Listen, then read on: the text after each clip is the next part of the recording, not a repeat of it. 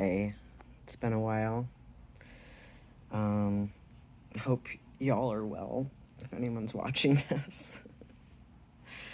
um, I'm honestly not doing amazing today, which is probably why I'm recording this instead of doing something active, but I've been mostly doing really well. The last year or so, I've been really healthy. Even through some adversity, I've been pretty happy.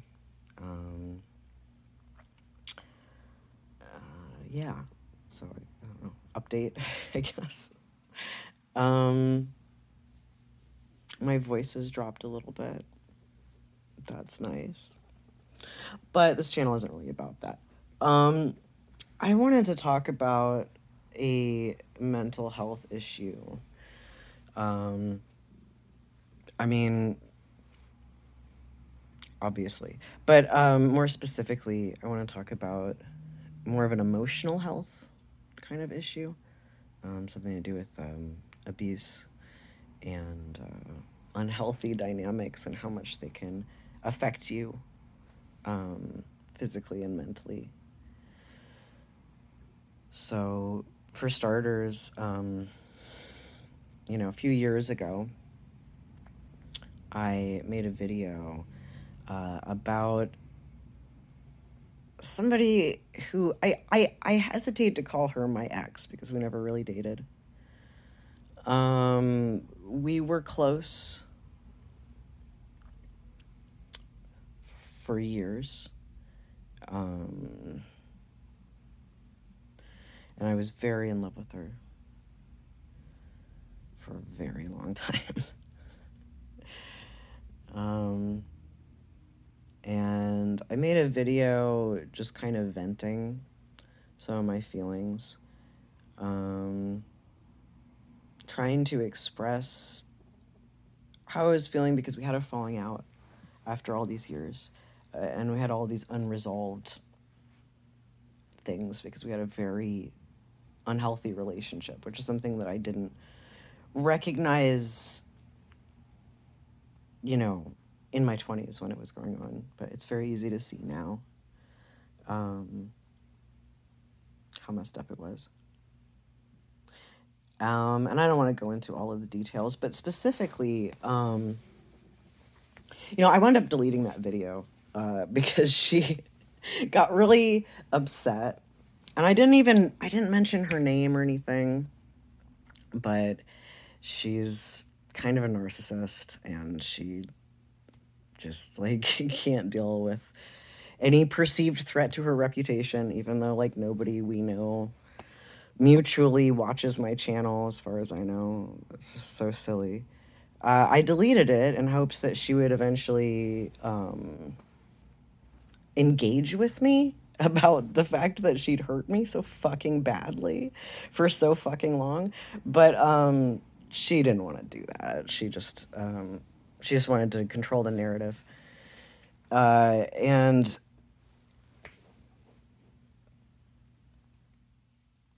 I guess before I go on, I want to address something. When I say she's kind of a narcissist, I'm not saying that in a...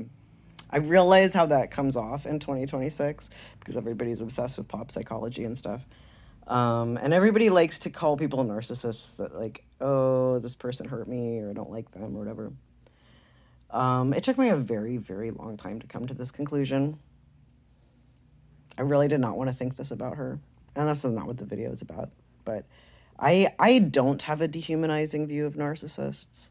I'm actually dating a self-aware narcissist right now, and she's great. And well, I guess whether we're dating or not is a little bit debatable. But there's something going on. We're courting. I think that's maybe more. Anyway, she's great though. She's a really good friend to me, and I'm not saying this with a bigoted or stigmatizing view of narcissism. I definitely think I have narcissistic traits myself. A lot of the people I know do. Birds of a feather definitely runs in my family on both sides. Like, I.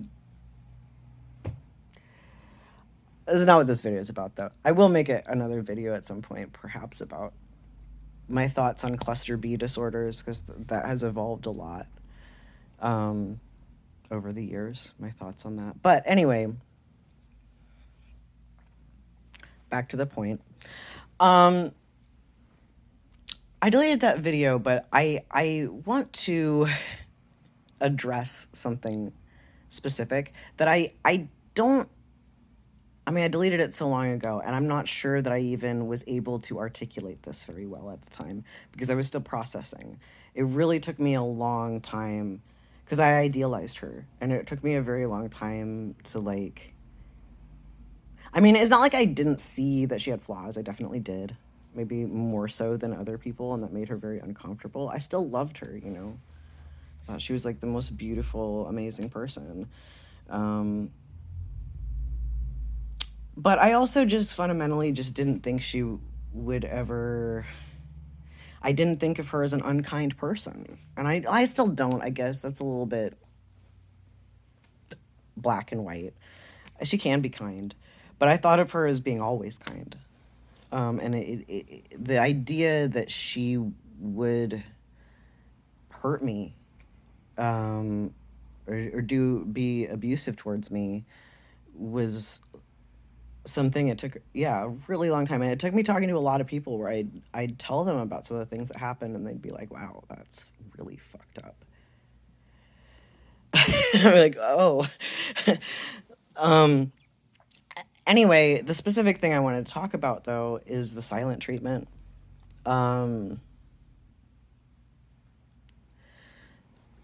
It's something that people are kind of talking a little bit more about as a damaging thing, and this is the main reason why her and I don't speak anymore, is because she put me through the silent treatment many times. Many times. And when I was younger, I didn't have enough self-worth to see it for what it was. And she kind of dressed it up as like, oh, well, you know, I have CPTSD and I just get overwhelmed and like you know, can't always talk about stuff. And like, look, that's so valid. I'm autistic. Sometimes I can't talk about stuff. Sometimes I can't physically speak because I'm too overwhelmed. Okay, so like I get that. I do. And at this point, like pretty much all of the friends in my life have either CPTSD or are autistic or something like that, and have similar things where sometimes it's like, I can't finish this conversation right now. I need space for an indefinite period of time, whatever, right? The difference is that like all the other people, every single person in my life who's like a friend who has these issues, they still manage to like communicate what's going on to me, you know? And after they're done taking space, they work to repair the conflict. They work on the issue. Or maybe they straight up say, look, I don't want to talk about this with you. That's my boundary. And that's fine, right? I respect that. Would she ever do that shit? No. What she would do, first of all, she only ever did this. She only ever went silent when she was mad at me. So it was pretty, like, right there, there's the pattern. Like, she's trying to punish me. It's not just that she was upset. It's not that she was triggered. It's that she was mad at me and she wanted to punish me, okay? Second, there would never be any kind of communication of, like, what's going on, why, are you ever going to get back to me? Never. Nary a word. And then the way that she would return to me would be like nothing ever fucking happened, just trying to worm her way back in. And it used to work because I really didn't have any self-worth, and I didn't think I deserved her. I didn't think I deserved any girl. So I was just happy that she came back, and I was so relieved, and I was so exhausted and in so much pain from the ostracization that I was ready to accept that she wasn't going to repair, you know?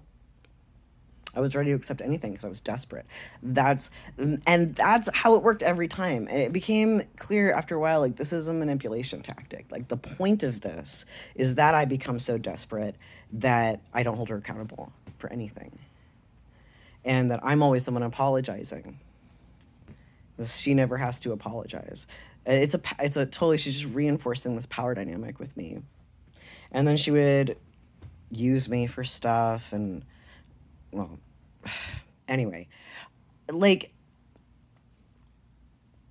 but it's taken me a long time to really piece this together and really accept that that's what was going on, because I really wanted to believe her bullshit.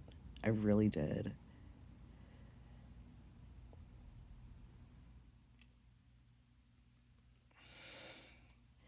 But like the older I get, the less excuse for it there is.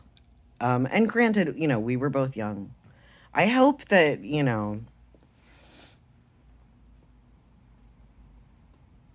I hope that she's worked on shit. I don't hate her or anything. Although I'm sure if she's watching this, she feels very judged and hated and whatever. And, I have spent, if you are watching this, Mayhan, I have spent so much time and energy walking on eggshells around you. And I no longer have it in me to take care of your feelings. You took me for granted. I don't know what you expect. Ugh. But like, I do hope she's doing better. I do. But like, to really put it in perspective, because it's not just that this was like, oh, this hurt my feelings, woohoo, when we had a falling out, well, I'm not going to get into what exactly happened, but I messaged her about something. I wasn't even mad at her, was the thing. It was crazy that she was so defensive. I wasn't mad at her. I was mad. I was upset, and I was confused, and I wanted to know what was going on for my own safety. So it wasn't like some petty shit, okay? And she just fucking didn't answer me. And from that very day, I was in so much anxiety waiting for her response, that that was like that was right before Thanksgiving. I stopped being able to eat. Not completely, but to a great extent. I barely touched Thanksgiving dinner. And I continued to struggle to eat every single day for the last almost 7 years. I'm finally getting over it. Like just the last few months, which is why I'm making this video. It took me that long. I was medically malnourished. I stopped being able to cook for myself. And if you are watching this, you know how much I love cooking and you know how much I love food. So I think you can imagine how agonizing this has been. Not to mention how big of a toll this has taken on my health this entire time.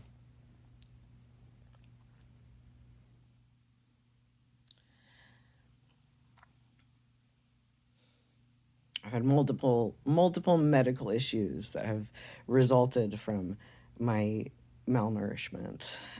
At this point, I've had a team of doctors trying to help me get enough food. So that's what happens. that's what happens when you give people the silent treatment. It's abuse.